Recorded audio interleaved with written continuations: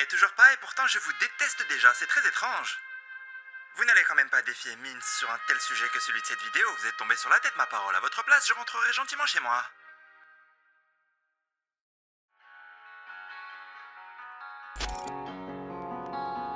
Hey, c'est Mintz, et qui est le fantôme. Ça faisait très longtemps. Et ouais, malheureusement, je me faisais réanimer ma propre existence. Ça a pris du temps, mais je suis enfin rechargé, et complètement à fond, pour ce dernier épisode de Mintz Manga. Pourquoi c'est le dernier? Exactement, et toi tu m'avais pas manqué d'ailleurs. Mais bref, parce que moi quand je commence une assiette, je la finis toujours, là il est temps de finir les Mintz Manga en s'intéressant au vrai cas de ces dernières années. Je parle bien sûr du retour en grande pompe de Dragon Ball avec la série Dragon Ball Super. J'ai dit plein de fois que j'allais le faire, donc il le fallait bien pour ce dernier épisode. Qu'est-ce que ça faisait longtemps, très longtemps, je ne sais même plus qui je suis. Je sais juste qu'il faut en finir avec ce dernier de manga. Bon, pour ceux qui vivent dans une grotte depuis une décennie, ou plutôt dans la même grotte que ceux qui utilisent encore l'expression vivre dans une grotte en 2023, Dragon Ball Super, qu'est-ce que c'est exactement? Dragon Ball Super, ou DBS pour raccourcir. C'est à la fois une série animée de 131 épisodes produite par le studio Toei Animation, mais c'est aussi un manga illustré et dessiné par Toyotaro. L'anime et le manga sont tous les deux une suite directe à l'œuvre originale et sont soi-disant supervisés par Akira Toriyama en personne, qui signe le scénario et les designs des personnages. Ce qui fait que le manga et l'anime sont donc 100% canon. En gros, ils sont considérés comme authentiques, officiels et dans la continuité grâce à la validation de l'auteur originel. La série animée est actuellement en pause depuis 2018, ou peut-être terminée, on sait toujours pas vraiment, et le manga lui est toujours en cours. Voilà pour la fiche technique. Maintenant qu'on a vu ce qu'est Dragon Ball Super, avant de passer dans le four du sujet, on va d'abord mettre la cassette en arrière pour comprendre pourquoi est-ce que ça existe. Parce que comme vous le savez, tout a commencé en juillet 2015 avec le lancement de la série animée juste après sa version manga, mais selon moi, la machine elle a été amorcée bien des années avant, voire même une décennie avant le lancement de la série. À la fin du XXe siècle, après la fin du manga et de son adaptation animée Dragon Ball Z, ou même de sa suite alternative Dragon Ball GT dont j'ai déjà parlé, il n'y avait plus vraiment de nouvelle actualité autour de Dragon Ball, ni même de contenu tout court. Plus de manga, plus de séries animées et plus de films d'animation. Après cette magnifique scène d'adieu à la toute fin de Dragon Ball GT en 1997, c'est silence radio. Pourquoi on le voit plus? Pendant tout le début des années 2000, toujours aucune nouvelle sortie à noter concernant Dragon Ball. Bon, ça n'empêche pas la licence de continuer à être ultra populaire, mais le fait est qu'il n'y a plus rien qui sort sur le sujet à part des rééditions ou des excellents jeux vidéo, etc. Plus rien, jusqu'en 2008. 2008, c'est l'année où sort l'OAV Dragon Ball Salut, Son Goku et ses amis sont de retour. Et carrément, c'est dans le titre. Vous êtes bien informé. On les retrouve chronologiquement 2 ans après leur victoire contre Majin Buu, mais après plus de 10 piges sans les avoir vus à l'écran, et surtout avec le nouveau style d'animation numérique, qui est très différent de celui avec lequel on les avait laissés à la fin des années 90. À part ça, rien de particulier dans cette OAV, si ce n'est le titre, qui est assez révélateur de ce qui est à prévoir pour les années suivantes concernant Dragon Ball. On a même Sangoku lui-même à la fin qui nous dit clairement En effet, ça n'aura pas trop tardé parce que moins d'un an après, on a eu le lancement de Dragon Ball Kai, qui était clairement là pour remettre un petit peu la série à jour et toucher la génération suivante. C'est à partir de 2009 qu'on pouvait se rendre compte que l'OAV juste avant était bien là pour relancer la licence, parce que dans le même mois que le lancement de Dragon Ball Kai au Japon, on a aussi eu Monsieur le film Dragon Ball Evolution. C'est ce qu'on appelle relancer la machine avec de la chiasse dans le moteur. En 2011, on a eu l'arrêt temporaire de Dragon Ball Kai, mais aussi la sortie d'un nouvel OAV sur Bardock, qui se déroule 1000 ans avant le TV spécial qu'on connaît tous. Mais ça, c'est juste pour patienter en attendant l'année 2013. En mars 2013, gros coup de tonnerre, un nouveau film Dragon Ball complètement inédit sort au cinéma, Battle of Gods. Akira Toriyama au scénario et au design des personnages, film 100% canon qui se situe 4 ans après la victoire contre Majin Buu. Une fête géante chez Bulma pour fêter son anniversaire, nouveaux personnages et nouvelles transformations. Ce film, en plus d'être la plus grosse nouvelle sortie à noter depuis la fin des années 90, on pouvait déjà sentir que c'était une introduction vers une nouvelle ère. Et c'est même pas fini puisque la même année, Toriyama sort aussi un nouveau manga, en un tome, Jaco the Galactic Patrolman, qui est une sorte de préquel à Dragon Ball. Bref, en gros, tout s'accélère. En avril 2015, soit 2 ans après, sort un deuxième nouveau film, Fukatsu no F. Des anciens personnages remis sur le devant de la scène, Freezer ressuscité, des combats et encore de nouvelles transformations. Et les astres vont continuer de s'aligner puisqu'à peine 10 jours après la sortie du film et de son succès, une nouvelle série Dragon Ball est annoncée par la Toei Animation. Entre temps, la série Dragon Ball Kai arrive à se conclure définitivement pour laisser place pile une semaine après sa fin à la série Dragon Ball Super. Quelle coïncidence, je vois toujours pas l'opération commerciale prévue depuis des lustres. Donc, en voyant tout ce petit résumé, on comprend que Dragon Ball Super ça a pas été lancé comme ça, du jour au lendemain sur un coup de tête. Depuis 2008, on nous a bombardé petit à petit de nouvelles sorties Dragon Ball, jusqu'à avoir de nouveaux films à succès, puis une nouvelle série le 5 juillet 2015 qui s'est enchaînée directement après la fin de la précédente. Il y a eu un vrai plan marketing qui a été pensé sur de longues années pour relancer la machine, attirer une nouvelle jeune génération et pourquoi pas faire revenir les anciens. Ce plan il est tellement bien conçu que même dans le logo de la série j'ai l'impression de voir une pièce d'or qui brille. Je suis pas d'accord avec cette approche. Maintenant que j'ai fini cette vieille rétrospective, avant de passer dans la page du sujet, une dernière petite parenthèse. Alors moi, je considère que dans la vie, il y a toujours deux cas de figure possibles pour chaque être humain. Par exemple, il y a ceux qui croient en Dieu, ceux qui n'y croient pas, ceux qui fument et ceux qui ne fument pas. Mais il y a aussi ceux qui ont été forgés avec Dragon Ball et ceux qui l'ont pas été. Moi, personnellement, c'est pas simplement que Dragon Ball m'a forgé. Il me faut carrément un troisième cas de figure pour dire que c'est tout simplement ma fiction préférée. Dragon Ball, ça parle à tous ceux qui passent par son chemin. Ici, rien à foutre de la couleur, de la classe sociale ou de ces choses-là. Un orphelin extraterrestre qui est recueilli par un grand-père qui vit en ermite et qui, muni d'un bâton, part à l'aventure avec une jeune fille. Et voilà ce qu'il est devenu, le plus grand héros de l'univers. Le mec est parti de rien pour devenir tout. Dragon Ball, c'est de l'aventure, des combats de malades, du dépassement de soi, du drame et des émotions, mais pour moi, c'est aussi l'histoire d'une ascension ultime racontée de manière cohérente et progressive. Dragon Ball, c'est une école de la vie. Donc, il faut comprendre que moi, quand j'apprends qu'il y a une nouvelle série Dragon Ball, une suite officielle à mon œuvre préférée de toute l'histoire, je m'attends à ce que les choses soient bien faites. Au niveau de la continuité, bien évidemment, mais aussi au niveau du scénario ou du visuel. Je demande pas l'excellence, de toute façon, Toei Animation aux commandes, on peut pas, autant demander la lune pour passer en Ozaru, mais il faut quelque chose qui justifie de reprendre une histoire aussi culte, aussi marquante et aussi inspirante que Dragon Ball 20 ans après sa fin. Mais malheureusement, je vais pas noyer le poisson, Dragon Ball Super, c'est la pire honte, le pire affront que j'ai subi dans ma vie concernant une œuvre. Oh, je suis terrifié. Je sais que ça va être quasiment impossible de parler d'un truc que je déteste sans arriver à me faire détester, mais là franchement, foutu pour foutu, je suis plus à ça près. Maintenant, je m'en tape de ne plus être sage, je vous préviens tous que je suis là pour tout baiser. J'en ai rien à foutre, c'est ma vidéo. Là, je suis là pour prendre la Toei en 1v1 et je vais y aller avec le couteau entre les dents. J'ai des litres de seum dans mon verre que j'ai accumulé depuis des années et aujourd'hui, va falloir les boire.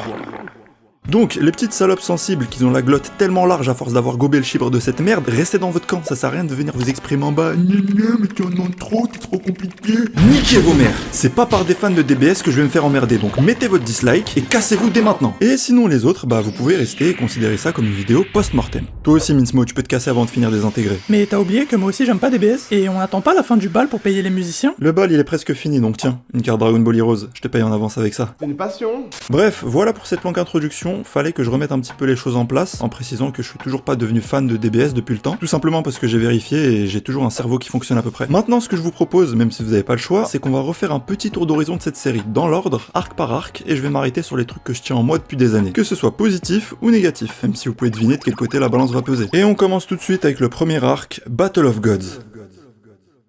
Alors le plus gros coup dur pour le début de cette série animée Dragon Ball Super, c'est clairement de nous avoir craché à la gueule en reprenant l'intrigue du film Battle of Gods, puis de la résurrection de F. Parce que oui, pour ceux qui le savent pas, les deux premiers arcs, c'est juste une réécriture de l'histoire de ces deux films-là. En tout cas, l'histoire commence réellement avec les deux premiers épisodes qui se détachent un petit peu du film et qui se passent un peu avant. Et déjà, c'est là qu'on découvre un nouvel opening Dragon Ball. Petit avis rapide, l'opening est pas mal, je préfère toujours ceux de Dragon Ball Z ou GT ou même Dragon Ball Kai, mais ça va, il colle bien à l'ambiance posée et fun de la série. À l'époque, ou même maintenant, je trouvais pas les deux premiers épisodes spécialement mauvais, contrairement à beaucoup de gens. Je les trouve plutôt corrects, ça nous montre le quotidien des personnages et ce qu'ils sont à ce moment de l'histoire avant de débuter une nouvelle aventure. En plus, par exemple, si on compare avec le premier épisode de Dragon Ball Z, ça vole pas haut non plus, hein. C'est quand même Son Gohan qui se perd dans la forêt et qui tombe dans une chute d'eau pour se faire sauver par Goku. Tiens, un peu comme Goku et Goten dans cet épisode 1 justement. Bah alors Goten, je pensais que tu savais voler moi. Mais enfin papa, c'était pour le clin d'œil. En tout cas, la réécriture du film Battle of Gods commence réellement à partir de l'épisode 3, pour que les événements s'enchaînent jusqu'à cette première vraie scène de combat à l'épisode 5, entre Goku et Beerus. Ce jour-là, on a tous vu cette dégueulasserie, hein. Tout le monde s'est déchaîné pour dire que l'animation est une honte. C'était aussi moche que ça? Je demande la VAR. Oui, alors Richard, on peut parfaitement voir qu'il y a un problème au niveau de l'animation. On dirait que c'est réalisé par Picasso et c'est l'équivalent d'un tacle à la gorge. Mais je te laisse te faire ton propre avis. Animation honteuse validée. Et toutes ces réactions c'était compréhensible parce qu'on pouvait se dire qu'est-ce que ça allait être plus tard pour de meilleurs combats. De toute façon, on reviendra sur l'animation au fur et à mesure parce qu'il y a vraiment beaucoup de choses à dire sur ça. En attendant, pour parler du scénario, je me rappelle qu'on nous avait bien dit avant le début de la série que ce serait une réécriture différente du film Battle of Gods. Mais c'est archi faux en fait, on s'est fait baiser, ils ont absolument rien réécrit. Concrètement, ce qu'ils ont fait c'est prendre le scénario du film qui dure 1h40 et l'étirer à mort pour qu'il puisse tenir sur plus de 12 épisodes. D'où c'est une réécriture ça. En plus, les gens ils défendaient ça en disant Mais attendez, vous allez voir, ça reprend le film et il y aura grave des différences et de nouvelles choses inédites. Ça va limite ne pas être la même histoire. C'est faux, c'est faux. C'est exactement la même chose avec une animation dégueulasse.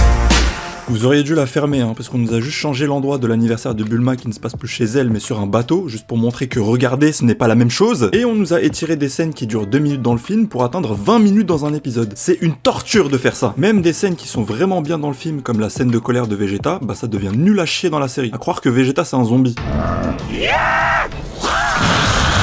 D'ailleurs, Vegeta qui cuisine pour Beerus, qu'est-ce que c'est que cette farce? Déjà que la danse ou même le karaoké de Piccolo c'était insoutenable dans le film, mais là la série c'est vraiment la version chibi rigolote de Dragon Ball en fait. Il y a un manque de subtilité des scénaristes, on dirait qu'ils connaissent pas les personnages qu'ils traitent. Voilà par exemple ce que doivent être Vegeta et Piccolo dans une ambiance de fête. Les deux apprécient le moment, tout en étant en retrait. C'était un putain de hors-série dans DBZ et ça respectait mieux l'esprit des personnages. Et puis même les nouveaux personnages introduits ça tient pas la route. Beerus, en plus de créer un gros problème de cohérence vis-à-vis du fait que la plupart des personnages le connaissent, il me fait encore moins d'effet dans la série, à tel point que je le résume à ça. Moi vouloir détruire Terre, mais comme les aliments de la Terre plutôt bonnes, moi pas détruire Terre.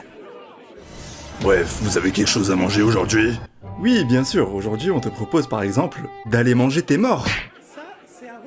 Déjà que le coup du méchant qui détruit et qui passe son temps à bouffer, ça fait ultra répétitif avec Majin Buu, mais en plus, même le gros bout du début, il était plus effrayant que Beerus. C'est dommage parce que l'idée des Akaishin ou même du personnage de Whis, c'était plutôt intéressant. Mais oui, c'est clair. Mais voilà, j'aime pas le personnage de Beerus, il fait que de gueuler pendant toute la série, il pense qu'à bouffer et dormir, et plus tard il deviendra même un fardeau à l'histoire. Bref, Goku se repointe devant tout le monde pour invoquer Shenron et ainsi avoir le mode d'emploi de la nouvelle transformation. Et c'est comme ça qu'on découvre la première transformation de la série, celle que Beerus recherchait, le Super Saiyan God, ou le Super Saiyan divin en français. Et vous savez quoi? Franchement, j'aime bien cette transformation. Même si à l'époque quand c'était sorti je la détestais, j'avais l'impression que c'était une sorte de Kaioken avec des yeux kawaii spécialement préparés pour le film, mais maintenant ouais, plus je revois le SSJ God, plus je me demande comment j'ai pu passer à côté. Parce que déjà elle vient chambouler toutes les précédentes formes pour apporter quelque chose de complètement neuf. Le Saiyan apparaît comme plus apaisé avec la forme des cheveux qui garde exactement le même aspect qu'en forme normale, tout en changeant juste la couleur pour du rouge clair, une couleur totalement inédite qui casse le cycle du blond. Avec cette couleur facilement identifiable, Toriyama a sûrement tenu compte du fait que cette transformation soit directement destinée à l'animation en couleur. Il y a aussi la silhouette du corps qui pour une fois n'est pas dans la surenchère de muscles, ici le Saiyan devient beaucoup plus mince avec une impression d'agilité. On ajoute à ça son aura de feu, même si c'est le truc qui me plaît le moins dans la transformation. Et enfin ses yeux, qui donnent un côté encore plus pacifique à Goku, ce qui fait totalement sens avec son côté cœur pur qu'il a toujours eu. Grâce à tout ça, on peut vraiment se dire que le design est assez unique pour coïncider avec l'idée d'un Super Saiyan divin qu'ils ont voulu introduire. Donc pour moi, la première transformation de Goku dans DBS, c'est une bonne réussite.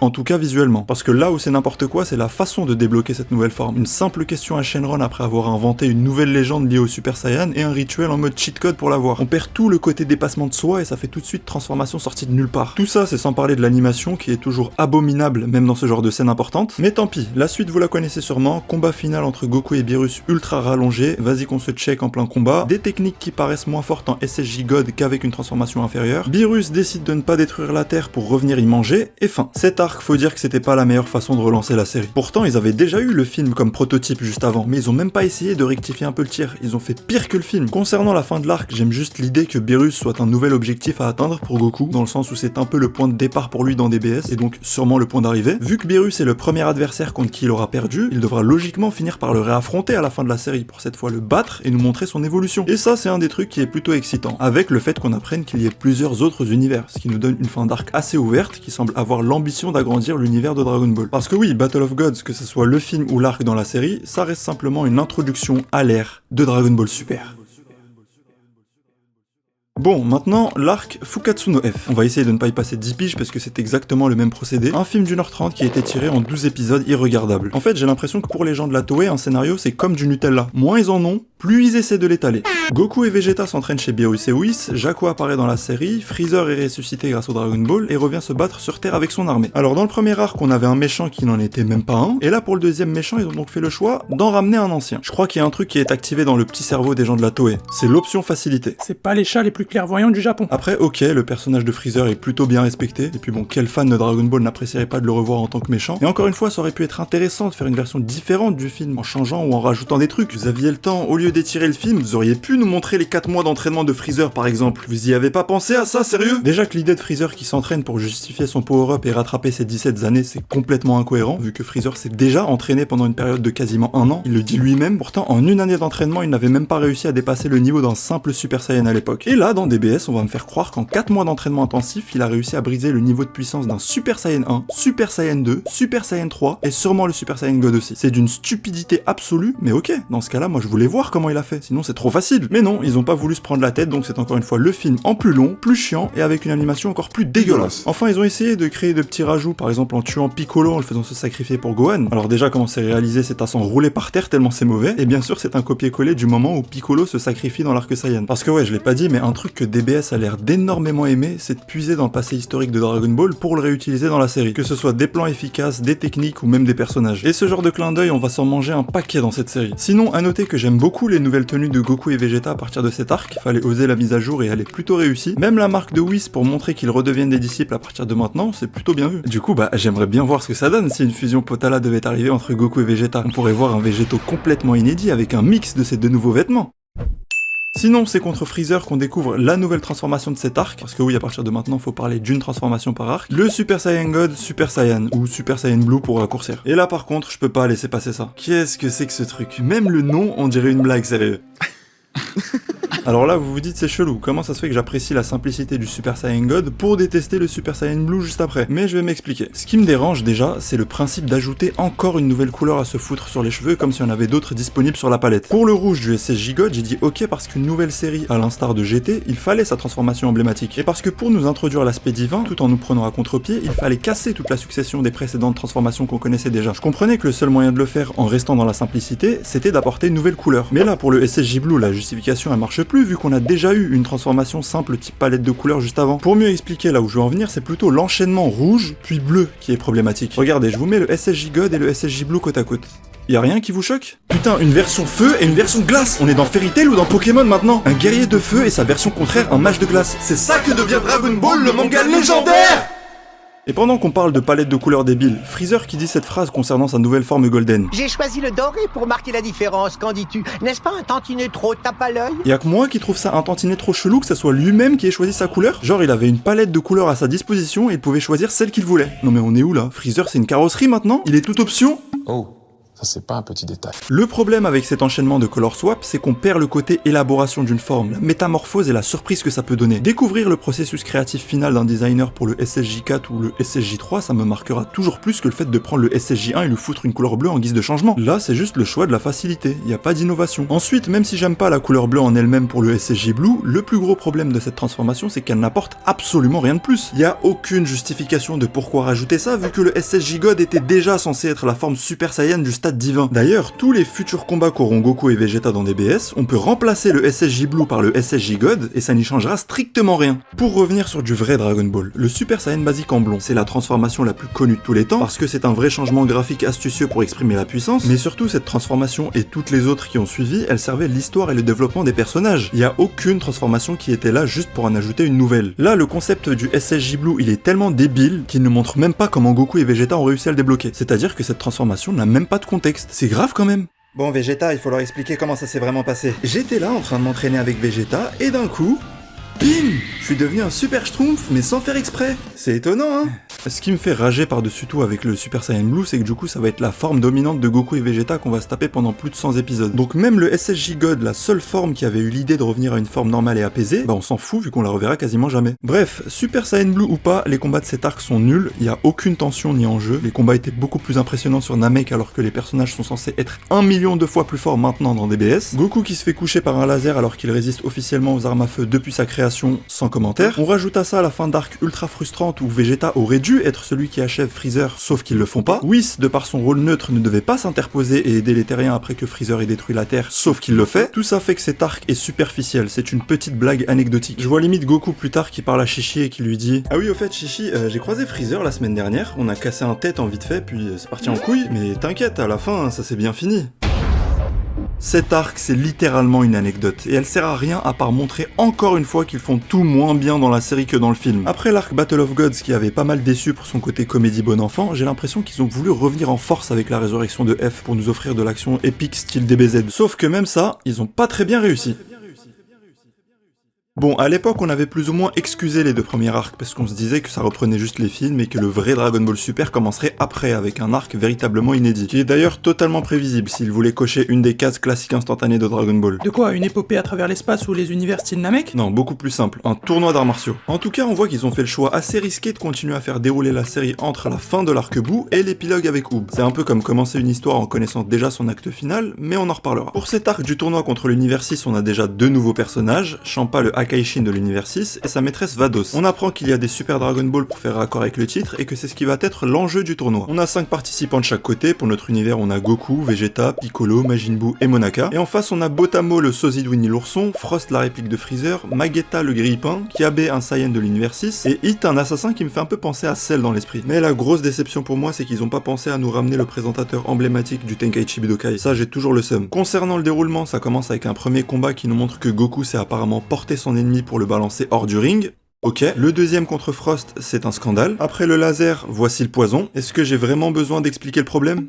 Non. Ensuite, Piccolo n'est même pas respecté dans le tournoi alors qu'il est quand même censé être plus fort qu'un Super Saiyan et donc plus fort que Frost. Vegeta a enfin le droit à son moment de vengeance, sauf que ça arrive juste un arc trop tard. Son combat contre Magetta est long pour rien, il galère alors qu'il est habitué à s'entraîner sous gravité 300G depuis des décennies. Ensuite vient son combat contre Kiabe qui est un cours pour rappeler que la fierté Saiyan, mes couilles, etc. et nous montrer qu'on peut se transformer en Super Saiyan pour la première fois suite à des menaces. Eh toi, je vais te niquer ta mère. Nani ? Mais t'es pas gentil. Parfait. Puis enfin arrive Hit, le personnage le plus intéressant du tournoi. Cara design stylé, vrai dégain Dragon Ballesque, prestance, attitude, main dans les poches, parfait pour devenir une référence. Comment touche violet, vrai assassin d'élite, boulot pour du violet, j'plais aux mioches qui disent main dans les poches comme Hit fume Vegeta en quelques secondes avec sa technique secrète pour qu'il laisse sa place à Goku et que commence le combat final qu'on connaît tous. Je suis un assassin dans un tournoi qui interdit d'assassiner son adversaire. On dirait que c'est l'excuse parfaite pour que je ne puisse pas montrer ma pleine puissance pour l'instant. C'est exactement ça, mais ça veut aussi dire qu'on te reverra forcément plus tard. Ce tournoi entre l'univers 6 et 7, il est sympa mais sans plus quoi. C'est pas totalement une honte mais disons qu'il arrive à la cheville d'aucun autre tournoi dans tout Dragon Ball. C'est simple, le 21e championnat du monde d'arts martiaux, le tout premier auquel on assiste, celui avec Jackie Chun, il était plus fun et impactant. Et tellement mémorable qu'ils ont même repris le coup du « je suis tombé du ring » mais en fait non, dans ce tournoi de DBS.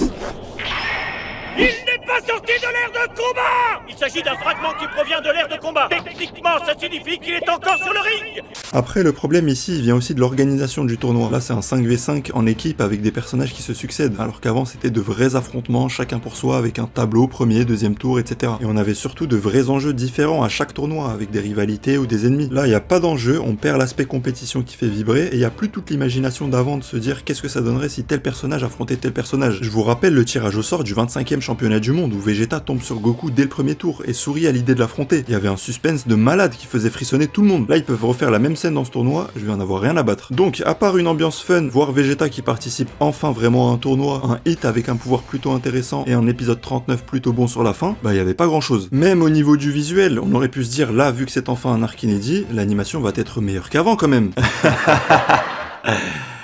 Non, c'est toujours la même merde. D'ailleurs allez, on me permet d'allumer la dynamite, bah je vais l'allumer, on va se faire un petit point animation. Bon, je vais pas passer par la porte, ni par la fenêtre, ni par la cheminée, mais par la à la merde de la Toei. De toute ma vie, Dragon Ball Super, c'est la pire série d'animation qu'il m'ait été donné de voir. Ou plutôt qu'il m'ait été forcé de voir car il y a Dragon Ball dans le titre. Et pourtant, j'en ai vu des séries animées avec le cul. Mais DBS, que ce soit niveau animation, niveau dessin ou réalisation, c'est vraiment l'anime fleuve le plus catastrophique que j'ai vu de ma vie. Même Naruto ou One Piece, qui sont souvent pris en exemple, ils ont jamais réussi à produire un tel niveau de merde de manière aussi prolongée et sur autant d'épisodes. Mais attention, quand je parle de l'animation dans DBS, je parle pas forcément de fluidité de mouvement. La plus grande catastrophe, c'est le dessin en tant que tel, la qualité graphique, genre comment les personnages sont dessinés et retranscrits à l'écran. DBS, c'est quand même le seul animé au monde qui est moche sur des plans fixes, même quand ça ne bouge pas. C'est fort quand même, c'est à un tel niveau que pour voir des gueules ou des corps tordus, y a même pas besoin de faire pause. Tu vois que c'est dégueulasse en direct et durant 20 minutes. On dirait que même si le personnage se retrouve avec un cul à la place de la mâchoire, dans leur tête c'est Tranquilo, nanimo miemasen. Et puis même la direction artistique en elle-même, elle est horrible. Les personnages ont aucun relief, y a pas d'ombrage, tout est lisse, ça manque de détails, les traits sont archi fins. Et surtout, j'en peux plus de cet effet plastique qui brille sur les peaux. On dirait que si tu les touches, ça s'étire comme du caoutchouc. Visuellement, c'est ultra cartoonesque par rapport à avant. On dirait un fan-made ou une version gag de DBZ. C'est tellement du vomi qu'on nous sert à l'écran que je peux pas croire que ça sort d'un studio d'animation professionnel. Et justement, la plus grosse question, c'est pourquoi la Toei Animation, sûrement le plus gros studio d'animation japonais, arrive à proposer une animation autant à chier. Déjà, c'est même pas à cause des animateurs qui eux font en fonction du temps qu'on leur donne, mais plutôt à cause de ces petits fils de pute de producteurs de la Toei. C'est eux les responsables de tout ça. C'est les comités de production qui décident du budget et du temps à donner avant de lancer un animé. Vous avez du sang sur les mains, bande de monstres. C'est vous qui avez décidé que Dragon Ball allait être une honte de l'animation pendant plusieurs années. Zola a dit j'accuse, nous on dit... nous aussi. Bon, bien évidemment, je sais que Dragon Ball Super ça a pas été lancé pour des raisons artistiques, ni pour donner un nouveau souffle à Dragon Ball. Faut pas être un expert en économie pour comprendre que c'est là pour vendre des nouveaux jeux vidéo, des Blu-ray, des cartes et des figurines grâce aux nouveaux persos et transformations de la série. Mais ça n'explique toujours pas pourquoi le retour de la série la plus attendue de tous, sur le shonen qui a révolutionné le manga, a le droit à une pire animation que ce qui se fait sur d'autres séries. Parce que pour rester sur d'autres anime fleuves du même studio, ce n'est même pas du niveau de One Piece ou Toriko, c'est pire tout simplement. On dirait que c'est juste de la Hagara sur Dragon Ball. Tu l'as vu celui-là? Ouais, c'est vraiment le plus mal dessiné de sa génération, alors que pourtant son père était bien animé. Bref, Dragon Ball Super, ça aurait dû être 10 fois mieux dessiné que n'importe quel autre animé actuel. Au final, c'est juste 15 fois pire que les pires séries d'animation. Et on va pas se voiler la face, s'il y aurait pas eu Dragon Ball dans le titre, toute cette horreur n'aurait jamais dépassé la case des 12 épisodes. 10, 15, 12, le triangle de la grosse bouse. Mais heureusement que c'est à partir de cet arc du tournoi qu'on s'est rappelé que Dragon Ball Super, c'est aussi un manga. Là par contre, les dessins de Toyotaro sont très bons, il reprend très bien le style de Dragon Ball, du moins pour quelqu'un qui n'est pas Toriyama, et moi j'adore le style de Toriyama, c'est vraiment mon style graphique préféré de tout manga confondu. C'est à la fois sobre, très simple et lisible, mais aussi puissant et émotionnel. Et le fait de pouvoir retrouver ce style des années après, même s'il n'est pas aussi parfait qu'avant, grâce à Toyotaro, ça fait vraiment plaisir. Je trouve juste les personnages un peu trop maigres par rapport à avant, mais quand j'y repense, c'est compréhensible vu que Toriyama lui-même dessine aussi ses personnages de façon plus mince, depuis son nouveau style post-année 2000. Aujourd'hui, il a un style beaucoup plus rond et gringalet qui n'a plus grand chose à voir avec ce qu'il faisait dans les années 90. Sinon, globalement, on sent que l'histoire va droit au but comme dans le manga original, et que c'est moins du foutage de gueule que l'animé, à tous les niveaux. Et ça, c'est parce que Toyotaro est un vrai pur fan de Dragon Ball. Le manga est meilleur tout simplement parce qu'il maîtrise mieux le sujet que les gens de la Toei. C'est plus juste à tous les niveaux et j'ai l'impression de lire un truc plus authentique avec moins de contrefaçon. Après, le manga a plein de défauts aussi, parce que ça reste la même histoire mais avec des lignes différentes. Par exemple, on a aussi trop de clins d'œil au passé, on dirait que pour ça, ils se sont tous mis d'accord. Mais globalement, les bons dessins de Toyotaro, ses intentions plus pures et le fait que le manga prenne souvent des chemins plus cohérents font que le manga est meilleur que l'anime. Même des trucs tout cons, par exemple l'apparition soudaine de la barbe des Saiyans après être sorti de la salle du temps, bah ça n'existe pas dans le manga. Pour le test écrit du tournoi, Majin Buu échoue l'épreuve car il n'a pas eu assez de bonnes réponses, alors que dans l'anime la justification c'est qu'il s'endort. Oh merde! Oh c'est con ça! Et l'une des plus grosses différences arrive à la fin du combat entre Goku et Hit. Dans l'anime on a le fameux Super Saiyan Blue Kaioken, pour rajouter encore un peu de couleur et nous offrir une scène stylée, mais dans le manga à la place on a simplement l'apparition du Super Saiyan God. Peu importe ce qu'on préfère, faut juste se mettre dans le crâne qu'un Hit sans ses techniques d'assassinat mais qui reste quand même plus fort qu'un SSJ Blue Kaioken x10 dans l'anime, c'est ultra abusé. Alors que dans le manga, le dénouement du combat est beaucoup plus logique et acceptable. Tous ces petits trucs ça prouve que le manga est plus pertinent et qu'il a des idées plus intéressantes que l'anime. Mais on aura le temps de reparler de son évolution au fil des arcs.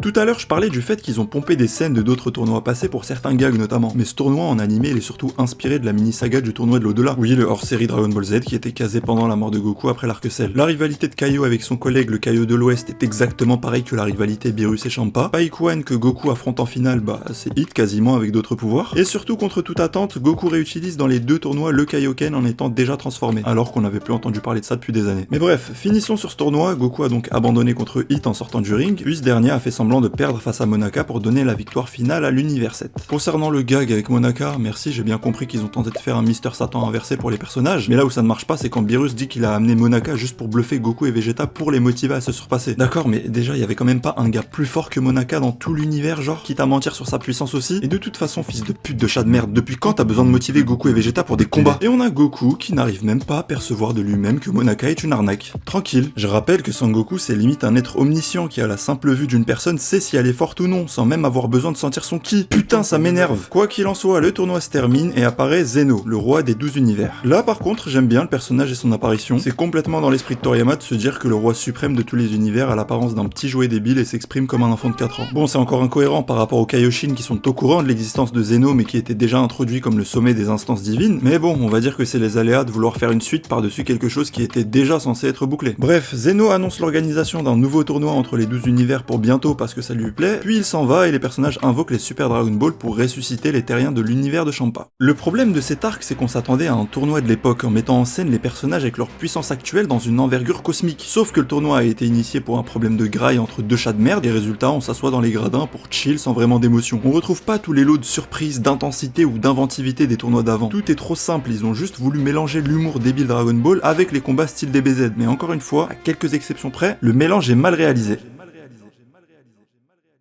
Bon, après ces 3 premiers arcs et quelques épisodes hors série honteux, qu'est-ce qu'il fallait cocher pour l'arc suivant? Alors le retour avec l'arc gag ça a été fait, retour d'un méchant pour des combats soi-disant épiques c'est fait, le tournoi c'est fait, là maintenant il reste... Allez, un truc que t'avais toi-même cité dans le tout premier Mince Manga. Ah, les voyages dans le temps. Voilà, et bien sûr il faut aussi le retour du personnage emblématique quand on parle de voyage dans le temps, Trunks du futur. Ouais bon là ils auraient pu innover un petit peu cette fois en ramenant un Trunks d'une autre timeline, carrément un Trunks du passé, pourquoi pas. Ah mais dans DBS on aime bien recycler, on est éco-responsable. Je me rappelle que c'est via cette affiche qu'on avait eu un premier aperçu de cet arc, avant même le premier épisode. Mais la chose dont il faut qu'on parle, c'est les cheveux bleus de Mirai Trunks, parce que c'est quand même lunaire cette histoire. Pour son retour dans DBS, Toriyama a dû lui donner un nouveau chara design, donc nouveaux vêtements, aspect plus gringalet propre à son style actuel, etc. Mais surtout il lui donne des cheveux bleus sans aucune explication. Ma théorie personnelle, c'est qu'en 20 ans, Toriyama n'en ayant plus rien à foutre aurait oublié la couleur originale des cheveux de Mirai Trunks et a été influencé par la couleur bleue de sa mère Bulma, via les versions animées. Ce qu'il faut comprendre, c'est que Trunks et Bulma sont censés avoir la même couleur de cheveux dans l'histoire. C'est d'ailleurs un indice sur l'identité du personnage de Mirai Trunks à l'époque de son introduction dans le manga. Lui et Bulma étaient censés avoir une couleur de cheveux violet pour nous mettre la puce à l'oreille concernant leur lien de parenté. Chose dont on ne pouvait pas se rendre compte dans l'animé puisque Bulma avait les cheveux bleus. Et ça, c'est une erreur qui vient poser problème dans DBS lorsque Toriyama veut rétablir une cohérence entre une mère et son fils. Mais ce qui est bizarre, c'est qu'au moment où Toriyama a donné ce nouveau design à tout le staff de la Toei, y a personne qui a pu lui dire que les cheveux bleus de Trunks sont aussi une erreur. C'est tellement des suceurs à ce point-là qu'ils n'osent même pas lui dire quelque chose. Y a personne qui s'est dit que dans tous les cas, le petit Trunks a déjà des cheveux violets depuis le début de DBS.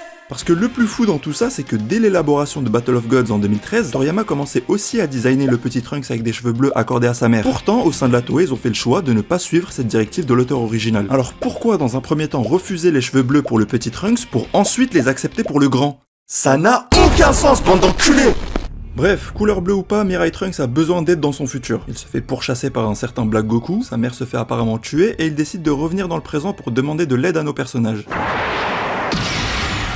Oh, Trunks, je t'avais pas reconnu. Tu maîtrises déjà le Super Saiyan Blue? T'es vachement fort. Moi, à ton âge, j'avais... non, moi, y a juste eu une confusion sur ma couleur de cheveux. Ah ouais, quand même. On découvre Black Goku qui a débarqué dans le présent grâce à un anneau temporel. Son chara design à lui est très bien réussi par contre, je kiffe complètement son uniforme. Le personnage est ultra stylé, mais surtout il dégage beaucoup de mystère. Tu es qui? Bon, c'est vrai que prendre la tête de Goku pour en faire un autre personnage, c'est vieux comme le monde, depuis Ginyu, Thalès, Bardock et Son Goten, on a compris. Mais là, au-delà du fait qu'on sache que c'est bien le corps de Goku et non pas Goten, il y a un vrai mystère autour de l'identité qui se cache en lui, voire même de ses intentions, et je me souviens que c'était vraiment prenant. Autour de lui, il y a aussi l'accent qui est mis sur les voyages dans le temps, et le fait que ça soit vu comme un grave délit par les divinités, un thème qui avait déjà été amorcé dans le manga Jaco avec les expériences temporelles du vieux Omori. Donc après avoir commencé à étendre l'univers de Dragon Ball avec les 12 univers, ainsi que les entités qui les régissent, maintenant on part carrément sur des histoires de timeline parallèles avec cette fois une vraie menace. Là j'y crois, on tient peut-être quelque chose. Ensuite est introduit Zamasu, un apprenti Kaioshin. Il démontre sa méfiance envers les humains et en se confrontant contre Goku qui a insisté pour se battre, il dévoile son énergie qui est apparemment la même que celle de Black. Pause. Oui, cet arc a l'air d'être le plus prometteur au niveau du scénario, mais il faut que je m'arrête sur quelque chose d'extrêmement important. Un sujet très grave qu'il est enfin temps d'aborder. Ce dont je m'apprête à parler, c'est clairement au-dessus de toutes les critiques que j'ai lâchées sur l'animation merdique, le scénario sans enjeu, les incohérences, etc. Tout ça, c'est absolument rien à côté de ce que je vais dire, et c'est sans doute la chose ultime qui fait que je déteste Dragon Ball Super par-dessus tout. Vous êtes prêts ? Ok, Son Goku n'existe pas dans Dragon Ball Super. Alors peut-être qu'entre temps il a été interchangé par un sosie d'une fanfiction d'un criminel, mais celui qu'on voit depuis le début de DBS, ce n'est pas le vrai Goku. Le plus grand de tous les héros et mon héros de fiction préféré. Celui-là, c'est justement le personnage que je déteste le plus dans la série. À chaque fois que je le vois, j'ai une envie de le fusiller. Il est con et chiant, il a une baisse évidente de QI, il parle que pour dire des conneries sans jamais prendre quelque chose au sérieux, c'est un sac à merde. Un débile profond que même les autres personnages ne respectent plus, si ce n'est par la puissance. Je crois dans le respect. Dans DBS, son personnage est une catastrophe parce qu'il est tout le contraire de ce qu'il doit être. Il reprend en grande partie ses traits de personnalité de quand il avait 12 ans, tout en oubliant ce qu'il a incarné au fil de l'histoire passée. Alors oui, le vrai Goku a toujours été un personnage naïf et simple d'esprit, mais sauf qu'il a évolué au fil de Dragon Ball, jusqu'à devenir un personnage qui incarne la sagesse et l'espoir. Là, Goku devient un autiste qui veut juste se battre. C'est ça en fait, Goku devient un handicapé mental, comme ça, entre deux séries. J'ai peut-être une explication. Goku s'est cogné la tête quand il était petit, mais il se peut qu'il se soit aussi cogné la tête dans DBS.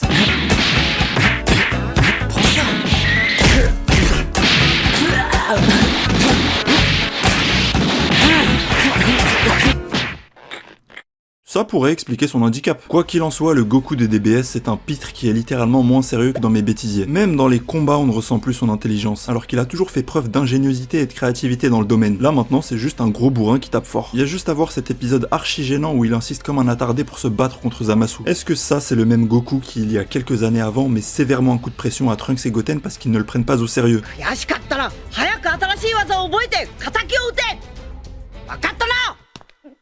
Après, j'arrive à comprendre ce que la Toei a voulu faire. C'est comme si pour s'adresser à la nouvelle jeune génération, ils avaient voulu infantiliser Goku pour le transformer en icône pour enfants dans DBS. Sauf que ça, il l'était déjà quand il avait 12 ans et que tu ne peux plus le faire quand c'est un daron de plus de 40 balais qui a déjà toute une histoire et une évolution derrière lui. Mais bon, ce problème, ça mériterait une vidéo entière sur le sujet tellement il y a de choses à dire. En tout cas, ce Goku débile n'est pas celui qu'on a connu et la Toei sont des énormes fils de pute. Pour moi, Goku qui devient un clown, c'est le plus gros problème de la série. Et tout ce cirque va continuer jusqu'au bout pour bien confirmer que DBS est une grosse poubelle. Bref, poubelle ou pas, trions les déchets et poursuivons avec l'arc qu'on avait commencé. Bulma reconstruit la Time Machine et Trunks se fait entraîner par Vegeta pour nous offrir encore des clins d'œil. Allez Trunks, transforme-toi en Super Saiyan Blue. J'ai une soudaine envie de voir tes cheveux se changer en bleu. Et bordel, pourquoi il y a des cheveux bleus partout? Zamasu commence donc à passer du côté obscur à cause de plusieurs questionnements sur la justice, suite à ses observations des êtres humains avec son maître. Maître Goasu, j'aimerais vous donner mon point de vue sur la politique passive et non interventionniste des Kaioshin par rapport aux crimes intolérables que profèrent les êtres humains. En effet, ces créatures dont nous sommes pleinement responsables ne daignent pas s'améliorer après des millénaires d'observation. C'est pourquoi je pense qu'il serait envisageable de tendre vers une éradication pure et simple de cette race qui gangrène l'univers.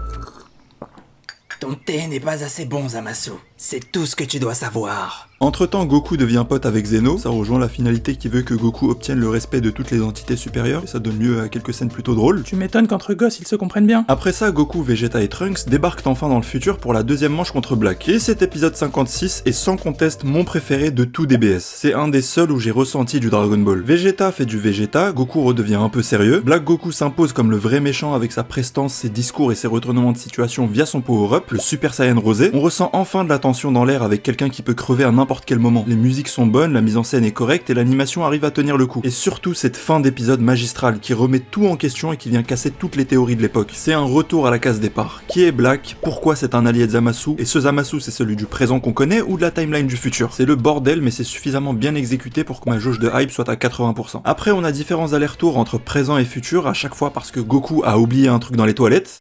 Te faire enculer, voilà. C'est donc des moments parfaits pour que Goku soit tourné en dérision.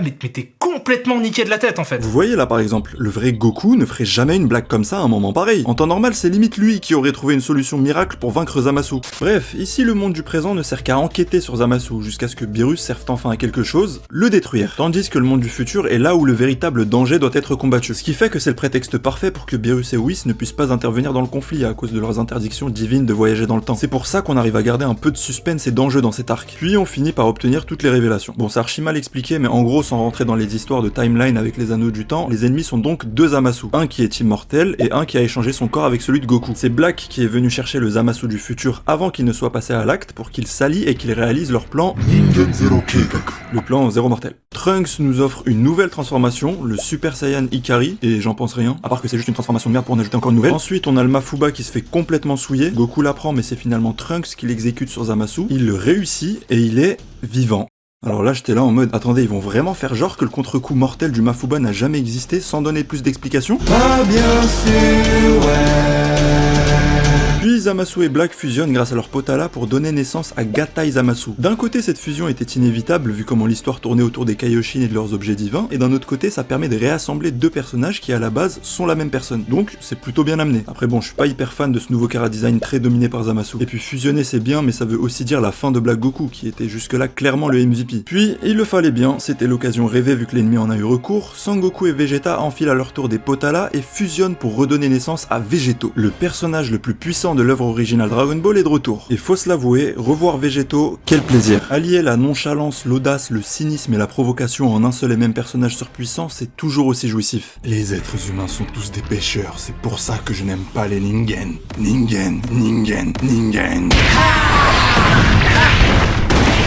Alors, tu trouves ça comment la patate d'un Ningen? Et le chasser au passage? La ferme, je n'ai pas peur de toi, Ningen. Ah ouais? C'est pour ça que même ton côté droit se liquéfie en me voyant?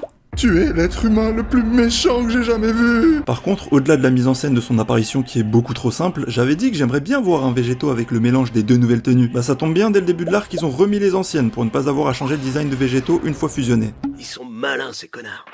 Heureusement que Végéto nous offre la meilleure séquence de combat jusqu'ici, parce que sa défusion c'est vraiment un gros doigt d'honneur pour tous ceux comme moi qui pensaient que cette fusion aurait pu être définitive. Mais voir dans la vie de tous les jours, ça aurait été pas mal, hein? Enfin, jusqu'à ce que je trouve un moyen de défusionner, parce qu'entre Bulma et Chichi, j'ai pas envie de choisir. Et bah c'était sans compter sur les nouvelles pirouettes scénaristiques qu'ils ont sorties de leur cul pour arranger leur scénario. Ils sont allés jusqu'à faire périmer des règles de la mythologie Dragon Ball pour transformer la contrainte de devoir fusionner à vie contre une puissance inégalée en une simple solution temporaire. Après le Mafuba, c'est les Potala qui ont été massacrés pour leur retirer leur fonction du tout pour le tout. Et là j'ai encore envie de vous insulter, mais je vais pas le faire parce que je suis quelqu'un de calme, qui arrive à se contrôler, bande de connards. Ensuite on aperçoit la fin quand Trunks s'interpose pour trancher Zamasu en deux grâce à son épée de ki chargée d'un Genki-Dama. Heureusement que Zamasu n'est pas vraiment mort et qu'il essaye de fusionner avec la Terre et l'univers tout entier pour incarner lui-même l'utopie qu'il souhaitait. Goku appelle alors le Zeno de cette temporalité pour que ce dernier décide de faire disparaître le monde de Trunks de la réalité. Et ce dernier épisode voit Trunks et Mai, les deux survivants, s'en aller vers un nouveau futur sans danger pour trouver un semblant de paix. Et tout est bien, qui finit mal. Parce que ouais, ça se finit tout sauf bien en fait, c'est assez troublant. Les personnages ont perdu, Trunks n'a pas réussi à protéger son monde, vu que tout le monde est mort, et Zamasu a réussi son plan zéro mortel. Le méchant a gagné, c'est la fin d'arc la plus fataliste de tout Dragon Ball. Beaucoup de gens n'aiment pas cette fin plutôt métaphysique parce que c'est Zeno qui vient tout résoudre en détruisant l'univers en même temps que Zamasu. Mais moi avec du recul, je trouve que c'est plutôt bien amené quand je regarde comment l'arc a été construit. Goku, Vegeta et Trunks se sont battus à la loyale du début à la fin. Quand l'ennemi était seul, ils se sont battus seuls, quand les ennemis étaient deux, ils se sont battus à deux. Quand l'ennemi a fusionné, ils ont fusionné aussi. C'est seulement lorsque Zamasu s'est transformé en quelque chose qui les dépasse totalement, c'est-à-dire en s'appropriant l'univers en tant qu'entité spirituelle, que là ils étaient en droit de le confronter avec le responsable de ce même univers, c'est-à-dire Zeno. Bon, quelque part ils l'ont poucave, hein, mais en tout cas je préfère largement ça que la fin un peu gnangnan avec Trunks pouvoir de l'amitié qui arrive à tuer quelqu'un d'immortel.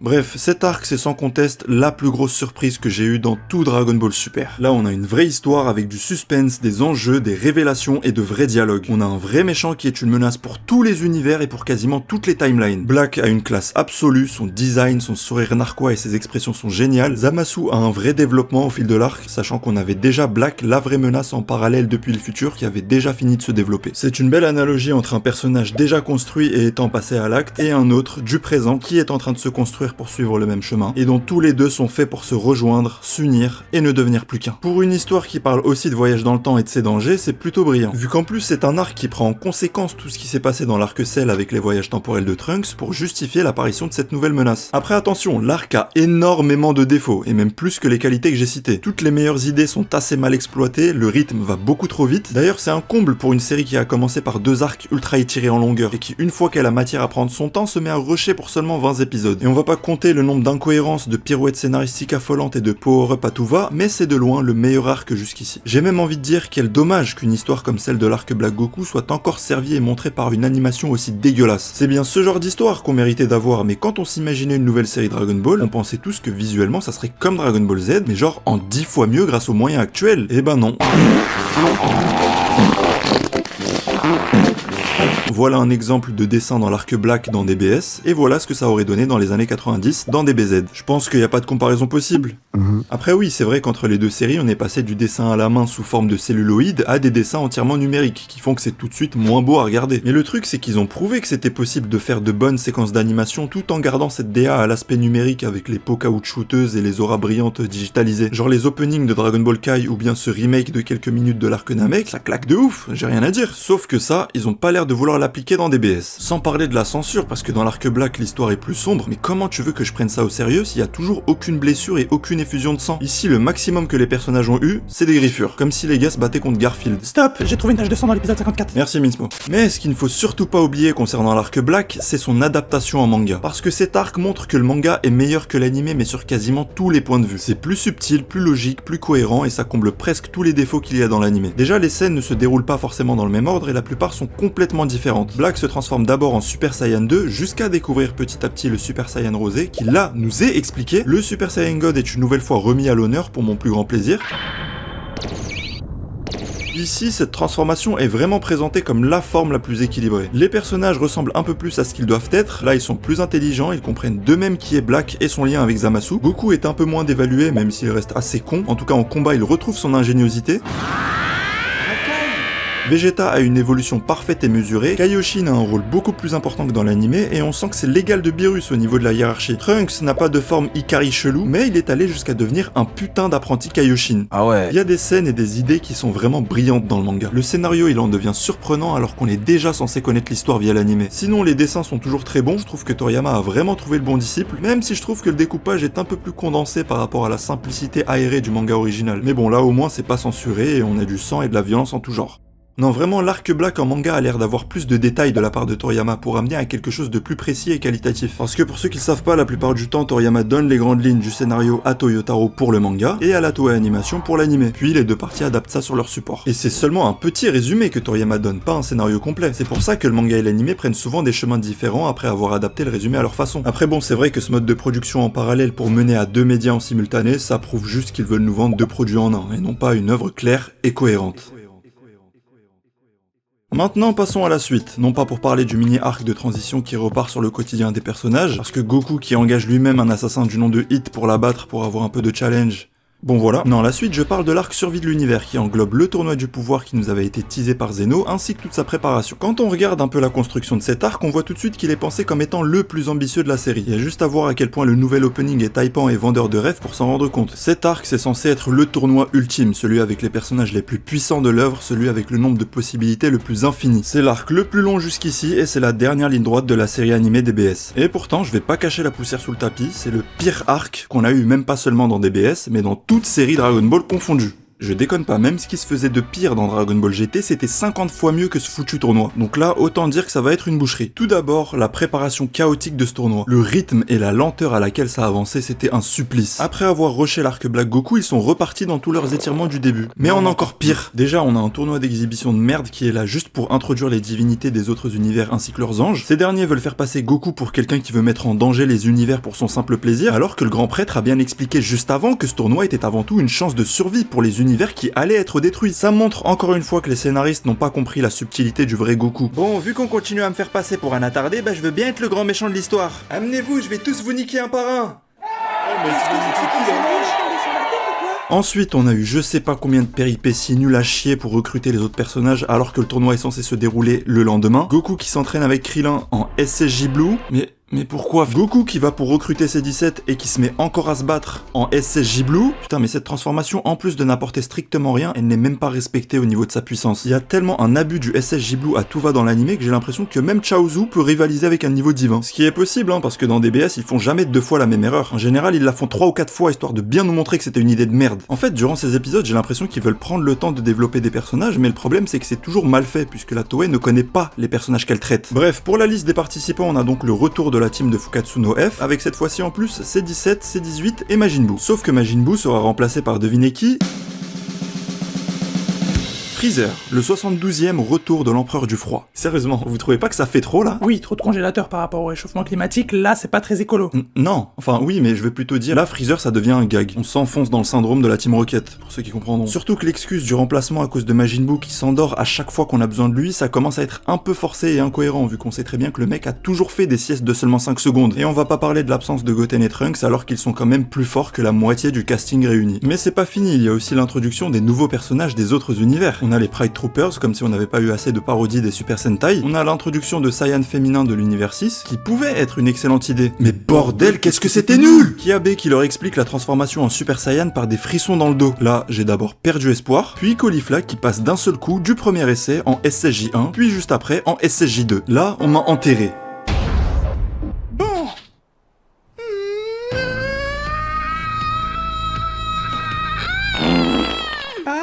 Je crois bien que je me suis chié dessus là.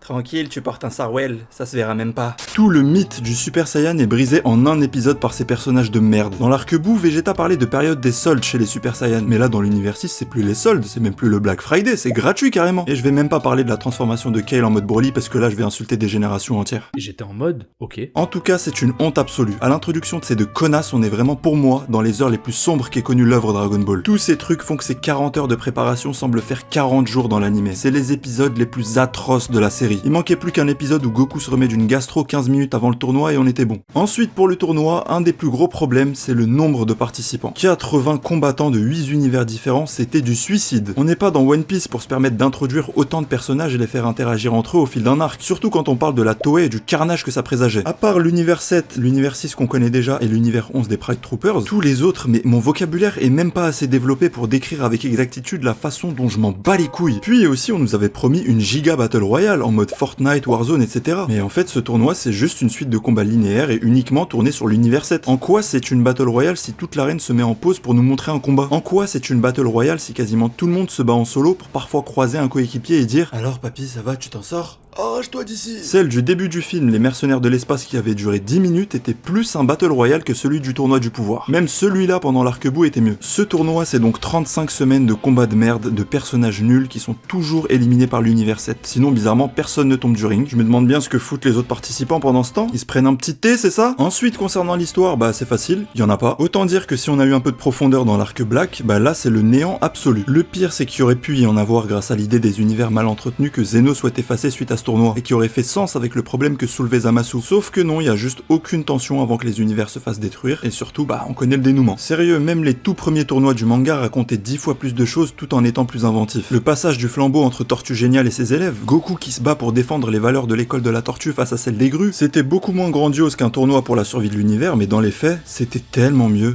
Ce tournoi du pouvoir, il était tellement mauvais qu'à l'époque de la diffusion, il me déprimait. J'étais pas bien, je me sentais pas impliqué, je voyais mon œuvre et mes personnages préférés se faire massacrer par la Toei. Je suppliais pour qu'on arrête ce carnage, mais ça continuait semaine après semaine. D'autres auraient pu se réfugier dans l'alcool, moi je me réfugiais dans d'autres animés de l'époque de la diffusion qui me redonnaient un peu espoir. Ça m'aidait à tenir le coup. Entre-temps, toujours vers 2018, je voyais les sondages Twitter sur les épisodes pour avoir un avis extérieur. Et je voyais que chaque semaine, les gens trouvaient majoritairement les épisodes bons. Même DB Times encensait certains épisodes de cet arc. Tout ça, ça me déprimait encore plus. Ça me faisait me dire que je suis peut-être un peu trop extrême. Sûrement parce que je suis trop fan de Dragon Ball et que je devrais peut-être revoir mes attentes. Après, quand on sait que les mouches sont attirées par les mauvaises odeurs comme le caca, on peut comprendre ça. Les gens aiment la demeure, tout simplement. D'ailleurs, en parlant de merde, faut qu'on parle de Jiren. Parce que lui, c'est vraiment la plus grosse blague du siècle. Qu'est-ce qu'il est creux, personnage, j'ai jamais vu quelqu'un avec aussi peu de charisme. Il est fort seulement pour être fort et servir d'ennemi final dans le tournoi, il n'a aucune personnalité, son chara design est... comment dire? Bah vous le voyez bien, c'est de la grosse merde. En plus le gars pendant les 3/4 du tournoi, il est là, tranquille, il bouge pas, il parle pas, il fait genre attitude sombre avec un air supérieur. Donc moi j'ai juste une question, mais qui es-tu? Espèce de bite! Espèce de pédale! Même dans les tribunes, il y a quelqu'un qui a crié T'es le personnage le plus nul de la planète que j'ai jamais vu passer ici. Tu es trop nul. Après on m'a dit de me taire. En fait c'est quasiment tous les personnages de ce tournoi qui ne tiennent pas la route. Pour Hit, où est passé le personnage ultra cheaté qu'on nous vendait jusque là? Le mec aurait pu se faire presque tous les participants vu son pouvoir et sa capacité de progression. Gohan, à chaque fois qu'il fait un pas en avant dans ce tournoi, les gens se branlent sur lui en mode il est peut-être de retour alors qu'il pue la merde Gohan. Vegeta ne sert à rien à part introduire encore une nouvelle transformation. Si c'est du bleu mais légèrement différent. Tortue Géniale utilise 3 fois le Mafuba en l'espace d'une minute et ne meurt même pas, ce n'est pas une blague. Freezer sort son crâne seulement quand ça lui chante pour faire des clins d'œil. Kale et Caulifla confirment le fait qu'ils sont la pire chose jamais créée pour Dragon Ball avec Jiren, mais au moins grâce à un nouveau souillage des Potala, leur fusion les réduit à une seule et même personnage. Sinon vraiment, à part C17 qui a un développement plutôt intéressant et inattendu, le reste est tout aussi éclaté au sol. Heureusement que le combat entre Goku et Jiren nous offre un des seuls affrontements mémorables de ce tournoi. Déjà parce que Goku redevient un peu sérieux, et d'ailleurs faut dire que depuis le début de la série, les meilleurs moments c'est toujours lorsque Goku redevient lui-même le temps d'un instant. Dans ce combat j'ai vraiment eu l'impression de retrouver la mise en scène typique des films DBZ. C'était bien mais dommage que tout ce foutoir soit contre un ennemi aussi à chier, parce que même le sous-texte derrière il est nul. Jiren croit que la confiance et l'amitié ne servent à rien, et Goku veut lui prouver que l'union fait la force. Voilà. Bravo, l'originalité! C'est aussi original que de faire des vidéos et de se parler à soi-même en faisant genre qu'on soit encore deux personnes différentes. En tout cas, c'est contre Jiren qu'on découvre une nouvelle transformation de Goku, ou plutôt les prémices d'une nouvelle maîtrise, celle de l'Ultra Instinct, ou du réflexe transcendantal. Bon, encore une nouvelle forme, mais le point positif de l'Ultra Instinct, c'est qu'il est introduit comme une maîtrise, et non pas comme une transformation. Ça ne rend pas ce stade exclusif aux Saiyans, donc déjà on laisse de côté toutes ces histoires de super machin god, super couleur bleue, et surtout ça veut dire que n'importe qui, comme Freezer ou même Krillin, peut l'atteindre. J'aime aussi le fait que cette maîtrise soit vue comme l'atteinte de la quintessence même d'un artiste martial, avec l'idée de faire le vide dans son esprit pour avoir des mouvements plus instinctifs. Bon, tout ça c'est littéralement ce qu'avait déjà enseigné Mr. Popo à Goku quand il avait 15 ans, mais bon, disons que là c'est à l'échelle divine. Au moins, le fait de se débarrasser de ses émotions pour atteindre une sorte d'éveil combatif, bah Goku ne parle pas quand il est sous cette forme, il nous épargne sa débilité. Après, pour l'Ultra Instinct maîtrisé avec les cheveux blancs argentés, c'est un peu plus débile, vu que dans le combat final, Goku s'énerve et a des émotions contre Jiren. Du coup, bande de petits malins, c'est plus vraiment de la réaction instinctive. Alors moi j'aimerais bien savoir pourquoi. Sinon, pour l'Ultra Instinct maîtrisé, on voit qu'il y a encore cette volonté de trouver un prétexte pour une nouvelle couleur de cheveux, et d'ailleurs ils veulent tellement rentabiliser qu'ils ont quand même réussi à nous pondre deux formes différentes pour la même maîtrise. Vu que c'est pas une transformation, ça aurait pu être juste la forme de base de Goku comme au début. Mais non, comme il faut vendre des figurines, cheveux blancs argentés. Bref, à part ça, le reste du tournoi c'était absolument n'importe quoi de bout en bout. Y a pas un seul truc à en tirer. C'était une punition de regarder ça. Il m'arrive encore de faire des cauchemars de ce qui se passait dans cette arène. Cet arc était tellement nul qu'il a fait douter mon amour pour Dragon Ball. Si je regarde ça avec quelqu'un qui est novice à l'univers, ben je vais avoir honte. Je vais dire que j'ai jamais été fan de ça, moi. Je peux pas supporter l'idée qu'une personne se mette dans la tête que Dragon Ball ça soit ça, ou même que des gens puissent découvrir Dragon Ball par cette série. J'ai vraiment une rancœur personnelle envers cet arc. C'était un enfer à regarder, et leur logique de un épisode est égal à environ 1 minute, c'est un pacte avec le diable pour nous faire souffrir.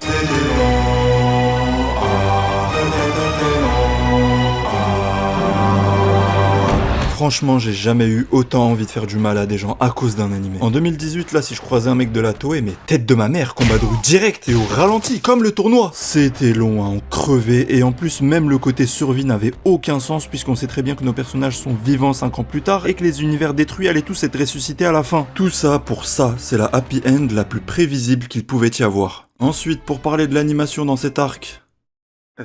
Allô ? Plus personne veut en parler? L'animation est évidemment toujours aussi insipide. Là, ils ont essayé d'ajouter une sorte de filtre cache-misère depuis le début de l'arc qui rend les contours noirs plus appuyés et les couleurs moins flashy. Mais ça ne rend pas plus beau, c'est juste une douille pour rendre les traits moins nets et nous faire croire que c'est mieux dessiné alors que non. Les auras sont toujours dégueulasses, les personnages se battent sur un fond qui bouge alors que bordel, ça doit être l'inverse. Il y a toujours des gueules déformées et cette fois on ajoute même des réutilisations de plans à foison. Et il y en a quand même qui disent que cet arc est bien animé par rapport à avant. Alors que non, c'est juste que les moments de haut niveau sont plus conséquents que dans les arcs précédents. Et d'ailleurs, c'est grâce au truc de merde qu'on peut encore mieux apprécier les bonnes choses. C'est parce que cet arc du tournoi du pouvoir, il était tellement nul dans son ensemble que les quelques moments bien animés sont devenus un véritable événement, alors que c'était juste le standard de ce qu'on nous balançait dans d'autres animés de l'époque. Donc les quelques moments stylés avec une animation de haut niveau, on peut dire que c'est la cerise sur la poubelle, pas plus que ça. Cet arc, même dans le manga qui a toujours élevé le niveau par rapport à l'animé, c'est vraiment pas ouf. Bon, il y a quand même quasiment tout qui reste plus crédible en manga. Mis à part quelques scènes complètement foirées, toute la préparation du tournoi et même le début était vraiment réussi. Jiren a plus de développement en 3 cases que dans tout l'animé, le mec se bat et surtout là on sait c'est quoi son putain de vœu. Et aussi Kale et Caulifla sont un peu moins insupportables dans le manga. Mais sauf qu'au bout d'un moment ça a commencé à rusher de ouf et devenir une simple compilation d'une version plus logique. Ce rush vers la fin pour rattraper l'animé, ça montre que le manga DBS, même s'il est meilleur, ça reste avant tout un simple manga promotionnel. Quoi ? Allez, un des seuls points positifs de ce tournoi ou même de DBS en général, c'est que ça nous a tous permis de voir la hype Dragon Ball pendant l'ère d'internet. Les échanges qu'il y a, les théories, les réactions, etc. Là, DBS, c'était aussi du partage.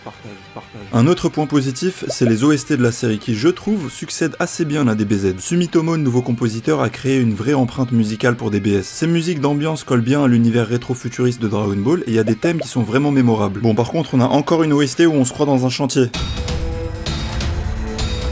Sinon, vraiment, tout le reste est acheté. Je déteste ce tournoi du fond de mon âme. C'était nul en tant qu'arc de Dragon Ball, et en tant que tournoi, c'est le plus faible jamais écrit. Même celui contre l'univers de Champa était meilleur. Bref, et c'est sur ça que se termine la série animée Dragon Ball Super. En tout cas, depuis 2018. Mais cette fin, malheureusement, ne marque pas la fin de l'ère Dragon Ball Super. Tout simplement car le manga, lui, va continuer après l'arc du tournoi du pouvoir, et surtout parce qu'un nouveau film sort fin 2018 au Japon. On a même la série Super Dragon Ball Heroes qui est lancée juste après la fin de l'animé. Ouais, mais au moins là, c'est une série de spots publicitaires assumés, contrairement à DBS. D'ailleurs, chers téléspectateurs, on se retrouve après une courte page de pub.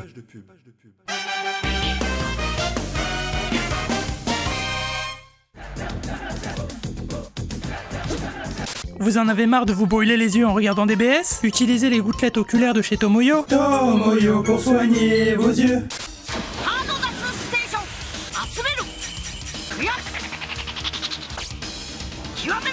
Ce que vous devez faire avec les Dragon Ball. Toi qui as réussi à réunir les 7 Dragon Ball, quels sont tes vœux? Alors c'est plutôt simple, mon premier vœu ça serait de me redonner un cerveau, et le deuxième ça serait de faire en sorte que Dragon Ball Super n'ait jamais existé. Je crains que ça ne soit beaucoup trop compliqué pour moi. Cela dépasse mes capacités. Hein? Bon bah on dirait que t'es condamné à rester un attardé. En tout cas tant que l'ère Dragon Ball Super ne soit pas révolue. On continue avec le film Dragon Ball Super Broly. Faisant suite directe à l'animé, le film réécrit l'origine des Saiyans dans un univers de space opéra pour mener à un croisement du destin de 3 Saiyans, Goku, Vegeta et Broly qui est canonisé. Du coup là je me demande ça a servi à quoi toute cette merde avec la Kale en mode Broly si c'est pour ramener Broly en personne juste après. Je trouve ça très étrange. Bref, tout de suite, le plus important dans ce film DBS Broly, c'est ma réconciliation avec l'aspect visuel de l'ère Dragon Ball Super. Enfin, de nouveaux chara-design, une nouvelle direction artistique, un nouveau visage pour Dragon Ball à l'écran. Ça se rapproche un peu plus du style actuel de Toriyama et ça ressemble enfin à du Dragon Ball moderne. Même si les personnages font ultra jeunes bizarrement, genre on dirait que Goku est revenu à sa vingtaine, époque tournoi contre Piccolo. La première moitié du film est une réussite au niveau de l'histoire, puisque ça retrace d'une plutôt bonne manière le conflit entre le peuple Saiyan et l'armée de Freezer, ainsi que l'enfance des 3 personnages principaux du film. Et la deuxième moitié est une réussite au niveau des combats et de l'animation. C'était incroyable. On dirait que tout ce que la Toei s'est retenu de faire en termes d'animation dans la série, c'était justement pour le condenser dans ce film. On a tout eu, de la fluidité, du spectacle, du sakuga de malade, des chorégraphies bien pensées et des dessins qui claquent comme dans les 90s. Avant ça, niveau animation, on était gelé comme à Frighost. Et là, il caille sa mère. Et si on transformait l'Antarctique en volcan juste pour rattraper ça? Moi, pas comprendre. Bon, il y a toujours pas de sang, il y a un peu de 3D dégueulasse et quelques moments pâte à modeler qui dénotent avec le reste, mais voir une telle prouesse d'animation sur une aussi longue durée, c'était du jamais vu à l'époque, et ça l'est toujours pour moi. Ils se sont tellement lâchés à ce niveau qu'au bout d'un moment, ça en faisait trop. Genre, ça allait dans tous les sens avec les auras fluorescentes et les rayons de partout. Je pense qu'il y avait pas besoin d'aller aussi loin. Prends ça et ça. Tu comptes crever un jour, espèce de gros tas de marijuana? Je dois encaisser pour l'animation. Bombe nucléaire, frérot. Et après, il a fallu que j'encense la musique juste avant pour que Sumitomo saccage le film avec ses announcements, comme si on regardait un combat de catch.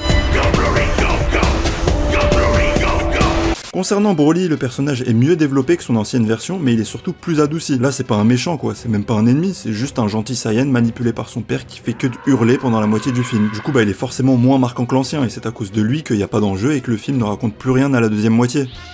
Alors comme ça, ma nouvelle version est un gros fragile. C'est faux!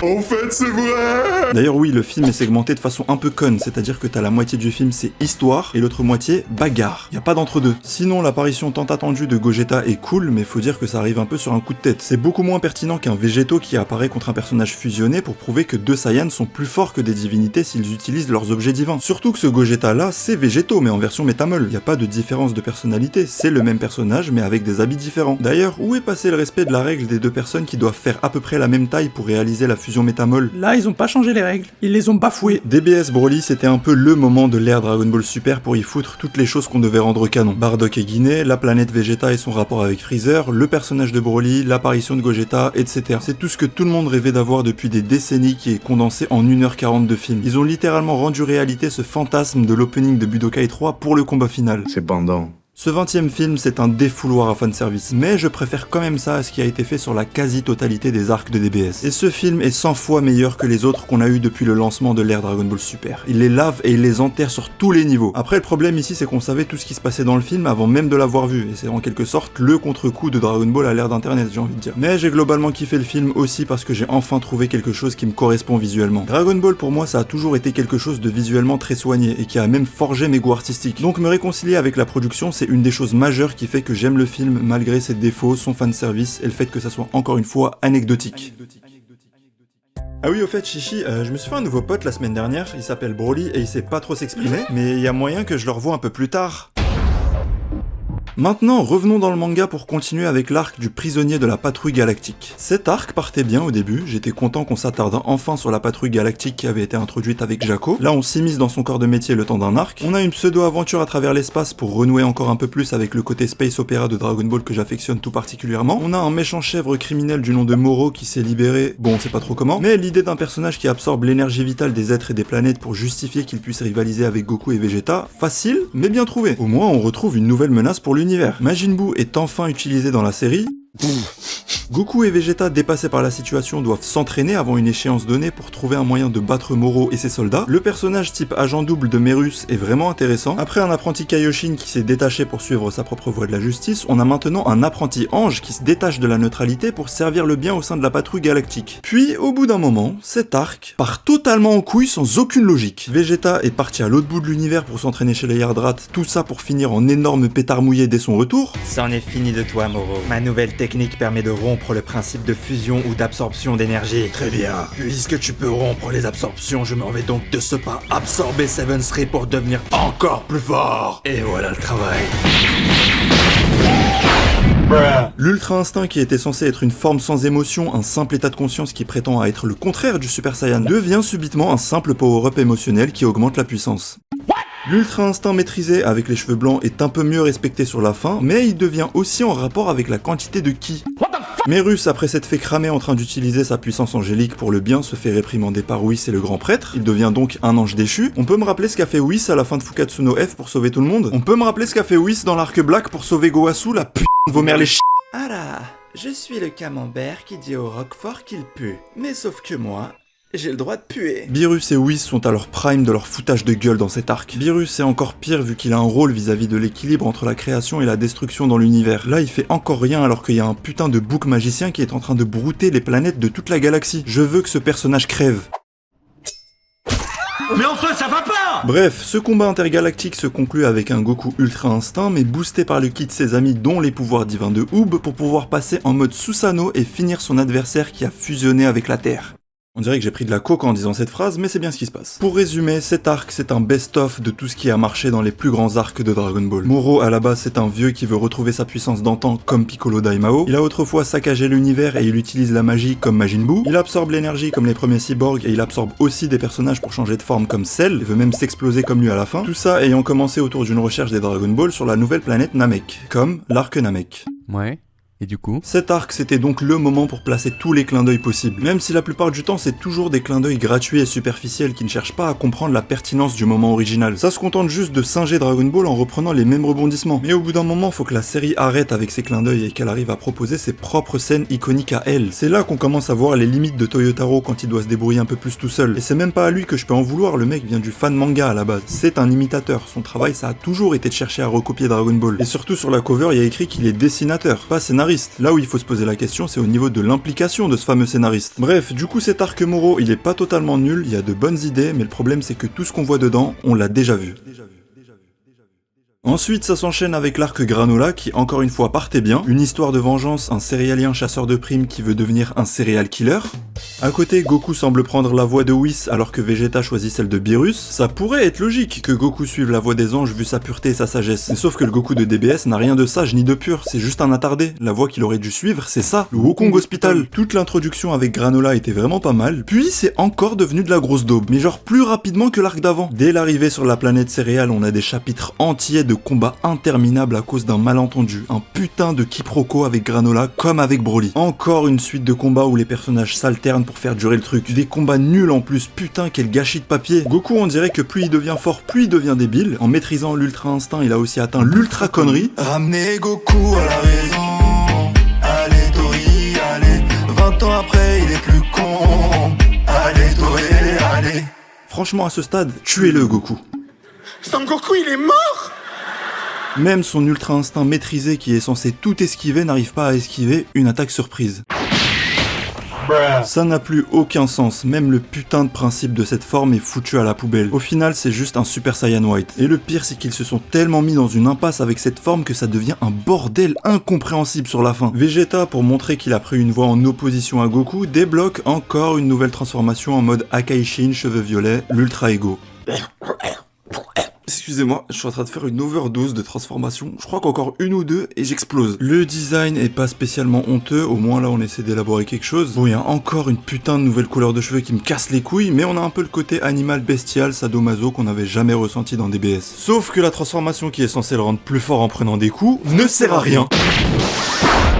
Cet arc, au-delà des transfos qui n'en finissent plus, c'est littéralement quel ennemi deviendra le plus fort de l'univers en faisant un vœu. Autant dire que c'est l'esprit inverse de l'esprit Dragon Ball. Le rêve de Granola de devenir le plus fort se réalise.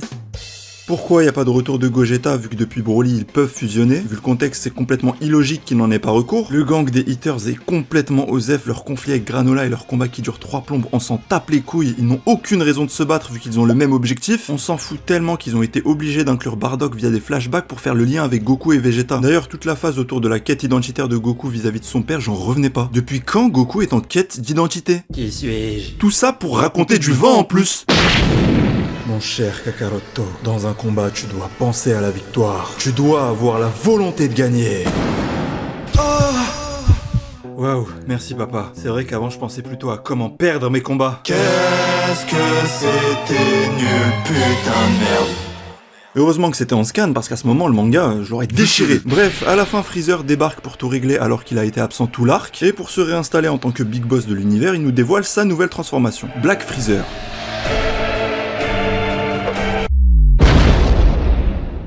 Bon, la particularité des transformations de Freezer, tout le monde le sait, ça a toujours été le côté métamorphe. Quand il se transforme, il a une nouvelle forme. Alors pourquoi? Comment? De quelle façon c'est devenu une Clio qui change la couleur de sa carrosserie pour devenir plus fort? Mais nique ta grosse mère la pute en fait, c'est quoi ça? J'en peux plus, ça se voit que Toyotaro lui-même est bridé par des commandes marketing de la Shueisha. Même lui, je suis sûr qu'il est à bout de souffle.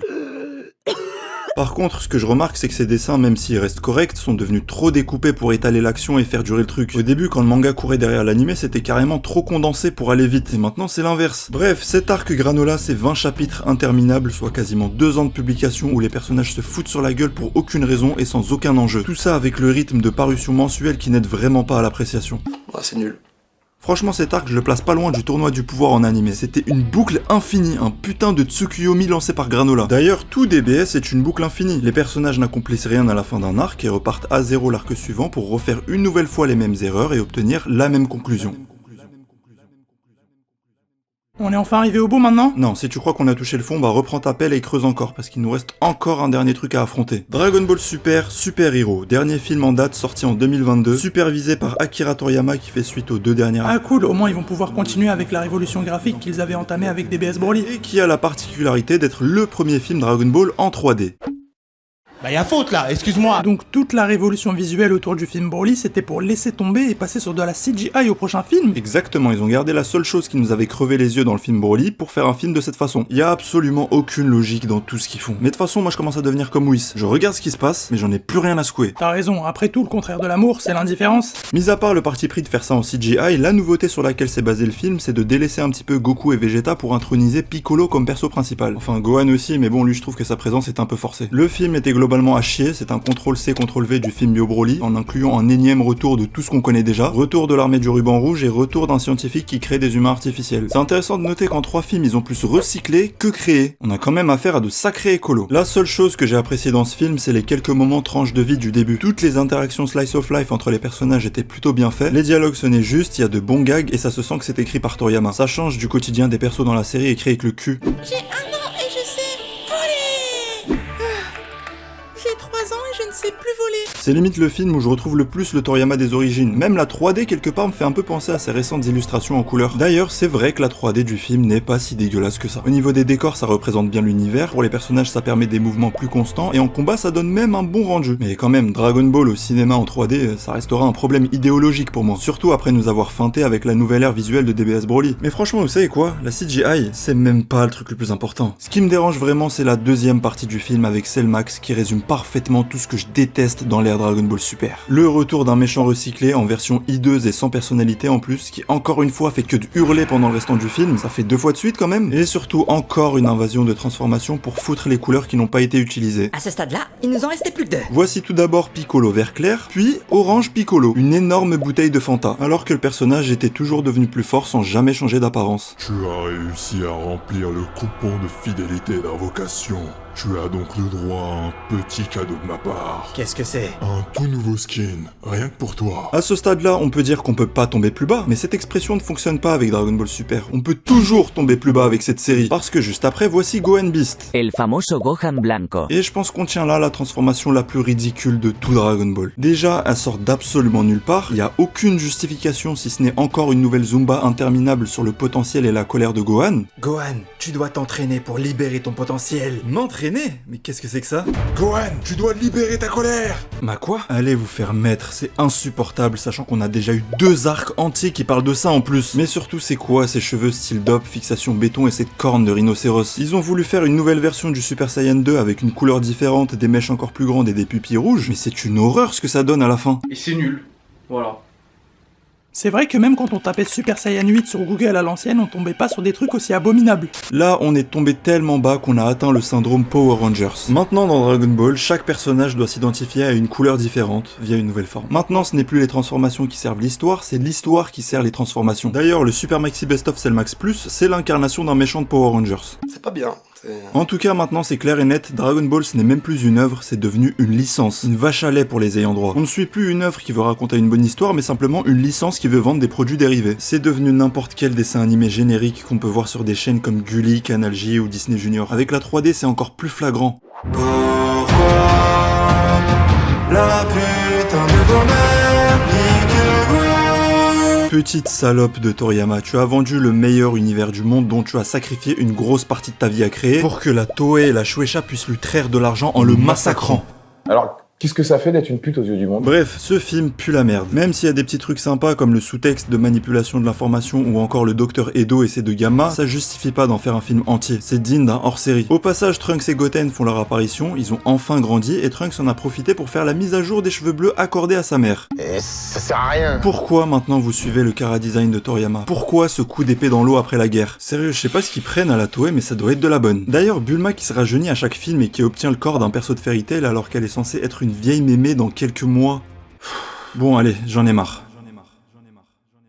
Pour conclure, l'ère Dragon Ball Super c'est une putain de honte qui ternit un chef-d'œuvre. Au lieu de mettre Dragon Ball en avant, ça le fait descendre au plus bas. Cette série c'est un gros torchon sale qui a sali l'un des meilleurs univers jamais créés. Niveau visuel c'était affligeant en animé, niveau scénario c'est catastrophique, il y a une inconstance permanente, on dirait que les scénaristes ne se souviennent même pas de ce à quoi la série fait suite et que même les fans connaissent mieux la série qu'eux. Ça m'a tellement gavé de l'animé que j'ai fini par placer tous mes espoirs sur le manga. Sauf que même lui a commencé à tourner en sketch.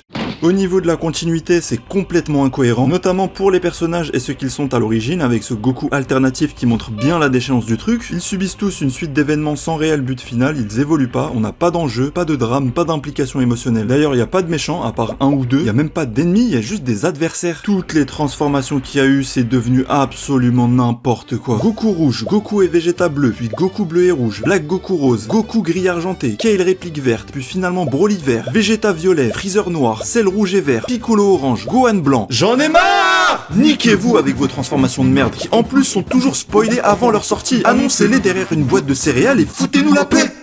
Vous comprenez maintenant pourquoi j'ai alerté dès le Super Saiyan Blue? Bah voilà, maintenant il y a plus de transformations en couleur que de développement de personnages. Dragon Ball ça vaut pas mieux que Pokémon. Mais c'est affreux, quelle horreur! C'est à cause de toutes ces choses que je disais que je préfère Dragon Ball GT plutôt que Dragon Ball Super. Dans GT, même si ça vole pas haut non plus, les personnages ont au moins le vécu de tout ce qu'il s'est passé avant. Ils sont cohérents dans leur continuité. Y a pas d'avalanche de transformations et dans l'histoire je ressens plus de respect pour l'œuvre originale. En fait, les défauts de DBS sont beaucoup trop graves par rapport à ceux de DBGT qui paraissaient juste innocents. Et ça, c'est sûrement dû à la plus grosse erreur de l'ère Dragon Ball Super. Celle de faire dérouler cette suite pendant une ellipse, entre la fin de l'arc-bout et l'épilogue du manga. Le problème il est dans cette phrase, la série est censée se dérouler pendant 10 ans de paix. C'est de là que vient le manque d'enjeu et d'ambition de la série. Vu qu'elle se déroule pendant 10 ans où il n'est censé rien se passer et qu'elle doit quand même rejoindre la vraie fin originale, on peut rien raconter de plus. On est dans une impasse. Ils peuvent que se limiter à rajouter des nouveaux persos et des transformations. D'ailleurs, DBS n'est même pas vraiment une suite, c'est juste un morceau d'histoire qui est rajouté entre deux zones temporelles à un moment dont tout le monde s'en branle. Personne sur Terre n'avait demandé une suite consacrée à ces 10 ans de paix. Quand on s'imaginait une suite à DBZ, c'était toujours après le 28e championnat du monde avec Oob, comme Dragon Ball GT. Est-ce que par exemple quelqu'un a déjà eu envie d'avoir une série qui se déroule pendant l'ellipse des 7 ans après l'arc Cell? Personne. Et encore, même en se mettant des limites créatives à cause de cette impasse, ça crée quand même des incohérences par rapport à la fin du manga. À la fin de Dragon Ball, Goku est censé s'être fait chier pendant 10 ans à s'entraîner en attendant l'arrivée de Oob, et les personnages ne se sont pas revus depuis des années entières. Mais là, dans DBS, en additionnant tous les arcs et les films qu'on a vus et qui se déroulent tous durant ces 10 ans, j'ai l'impression qu'il se passe plus de trucs que dans tout Dragon Ball Z. Goku a eu le temps de devenir un débile mental, il a eu 75 nouvelles transformations, et il s'est fait 50 nouvelles connaissances dans tous les univers qui sont tous beaucoup plus forts que la réincarnation de Majin Buu. Ça tient pas une seconde. Et d'ailleurs maintenant va falloir justifier où sont tous ces nouveaux alliés au moment du tournoi final. Bref, l'ère Dragon Ball Super était condamnée dès le début à être de la merde à cause de son emplacement chronologique. Au final, DBS, ça a la même fonction qu'un oignon. De quoi? Bah tu sais que tu dois le mettre dans la marmite parce que ça existe, mais ça donne envie de pleurer tellement c'est pas bon. Tu sais quoi, on est arrivé au bout des Mince Manga, j'ai plus besoin de toi maintenant. Non, attends. Meurs. Non.